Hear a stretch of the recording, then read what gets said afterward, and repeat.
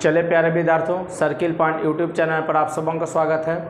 मैं एम चक्रवर्ती आप सभी विद्यार्थियों का स्वागत करता हूं और आज हम लोग साइंस के 20 प्रश्नों के साथ आपके सामने हैं और ये 20 वो ऐसे प्रश्न हैं जो कि बार एग्जाम में परीक्षाओं में पूछ लिए जाते हैं और अभी MTS का जो परीक्षा चल रहा है उसमें भी आप देखेगा इससे क्वेश्चन आपको बहुत सारा मैच कर रहा है, तो आप इसे ध्यान से देखिए, पढ़ते हैं और हम लोग देखते हैं आज का पहला क्वेश्चन।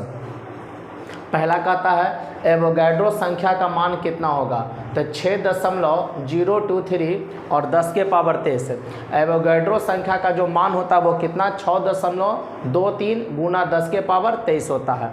अगला क्वेश्चन देखिए 2 नंबर, दाब बढ़ाने पर तरल का क्वथनांक पर क्या प्रभाव पड़ेगा। अगर दाब बढ़ाइएगा तो तरल का जो क्वथनांक होगा उस पर क्या प्रभाव पड़ेगा, बढ़ जाता है, तो क्वथनांक उसका क्या होगा, बढ़ जाता है। मानव रक्त में ऑक्सीजन का परिवहन कौन करेगा, तो लाल रक्त कण RBC करेगा। मानव रक्त में ऑक्सीजन का परिवहन कौन करता है, तो RBC करेगा। कार की बैटरी में इस्तेमाल किया जाता है किसका, तो सल्फ्यूरिक अम्ल का। कार की बैटरी में किसका इस्तेमाल करेंगे, सल्फ्यूरिक अम्ल का। मानव नेत्र पर बना प्रतिबिंब होता है, मानव नेत्र पर जो प्रतिबिंब बनता है वो रेटिना पर बनता है, तो कैसा प्रतिबिंब बनेगा, वास्तविक और उल्टा बनेगा और वस्तु से छोटा भी। मानव नेत्र पर जो प्रतिबिंब बनता है वो रेटिना पर बनेगा, कैसा बनेगा, वास्तविक बनेगा, उल्टा बनेगा और सीधा। और मानव आँख में उत्तल लेंस होता है, कैसा लेंस होता है, उत्तल लेंस। दूध की शुद्धता मापा जाता है तो लैक्टोमीटर से, किससे मापा जाएगा, लैक्टोमीटर से, ठीक है। और दूध से क्रीम अगर निकाल लीजिएगा तो पूछेगा कि घनत्व पर क्या प्रभाव पड़ेगा, तो घनत्व बढ़ जाएगा। दूध से क्रीम निकालने पर उसका घनत्व क्या होगा, बढ़ जाता है। और दूध की शुद्धता किससे मापेंगे, लैक्टोमीटर से।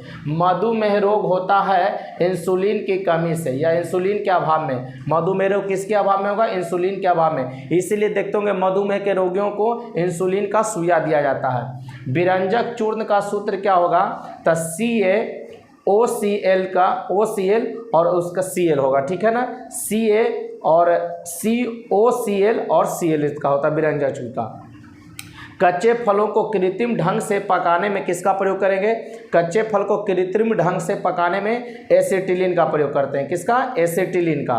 प्रोटीन का सबसे अधिक समृद्ध स्रोत होगा, तो प्रोटीन के लिए जो सबसे अधिक समृद्ध स्रोत होगा वो सोयाबीन और मशरूम होगा। ऐसे दाल वगैरह में भी प्रोटीन मिलता है, लेकिन यहाँ समृद्ध बोला है मतलब सबसे ज़्यादा, तो सबसे ज़्यादा सोयाबीन और मशरूम होता है। ये 10 प्रश्न, अब 10 प्रश्न आगे देखते हैं हम लोग। फिर 11 नंबर प्रश्न है, किस विटामिन में कोबाल्ट पाया जाता है, तो विटामिन B12। किस विटामिन में कोबाल्ट पाया जाएगा, तो विटामिन B12 में कोबाल्ट पाया जाता है। किस पदार्थ की संचय से मांसपेशी में थकावट होती है ना। मांसपेशियों में जो थकावट होता है वो किसके संचय से, तो लैक्टिक अम्ल के संचय से, लैक्टिक अम्ल। कृत्रिम गुर्दा या किडनी, कृत्रिम गुर्दा या किडनी किस सिद्धांत पर काम करेगा, तो अपोहन, डायलिसिस।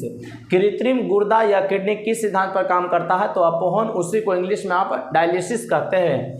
किसी वृक्ष की आयु कैसे पता चलेगी, तो बलयों को गिनकर, उसके बलयों को गिनकर वृक्ष का आयु ज्ञात किया जाता है। लिटमस किससे मिलता है, बहुत मुख्य क्वेश्चन है, लाइकेन से। लिटमस किससे मिलता है, तो लाइकेन से।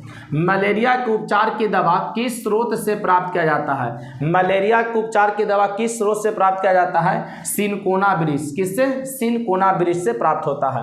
अफीम जो एक पादप उत्पाद है, अफीम जो एक पादप उत्पाद है किससे प्राप्त होता है, सूखा लैक्टेस से। अफीम जो एक पादप उत्पाद है किससे प्राप्त होगा, तो सूखा लैक्टेस से प्राप्त होता है। मरुस्थल में उगने वाले पौधे क्या कहलाते हैं, जो पौधे मरुस्थल में उगेंगे उसे क्या कहेंगे, मरूदभीद कहेंगे। क्या कहेंगे, मरूदभीद। और इसी का इंग्लिश होता है जीरोफाइट। क्या होता है, जीरोफाइट। तो या तो मरूदभीद देगा या जीरोफाइट देगा, आप ध्यान में रखेंगे। विषाणु में होता है, तो विषाणु में क्या होगा, न्यूक्लिक अम्ल और एसिड, न्यूक्लिक एसिड और प्रोटीन होता है। विषाणु में होता है तो न्यूक्लिक एसिड और प्रोटीन होता है जो विषाणु में पाया जाता है। भैंस का मुख्य नस्ल बताइए कौन कौन सा होता है, भैंस का मुख्य नस्लें कौन कौन सी होती हैं, तो मुर्रा है, सुरती है, भदवारी है, जाफराबादी है और मेहसाना है। इसमें जाफराबादी और मुर्रा काफ़ी मुख्य, एग्जाम में कई बार इसको कुट बनाकर दिया गया है। तो भैंस की मुख्य नस्लें आप याद रखेंगे, मुर्रा, सुरती, भदवारी, जाफराबादी और मेहसाना। तो बच्चों 20 साइंस का प्रश्न आप लोगों के लिए रहा ये, ठीक है। आप इसे याद कीजिए और मुझे पूरा विश्वास है ये परीक्षाओं में बार बार पूछे जाते हैं प्रश्न, वैसे प्रश्न हैं। आप इसे सही तरीके से एक बार याद कर लीजिएगा, नोट्स इसका बना लें और मिलते हैं हम लोग कल के क्लास में। तब तक के लिए जय हिंद, जय भारत, बेस्ट ऑफ लक।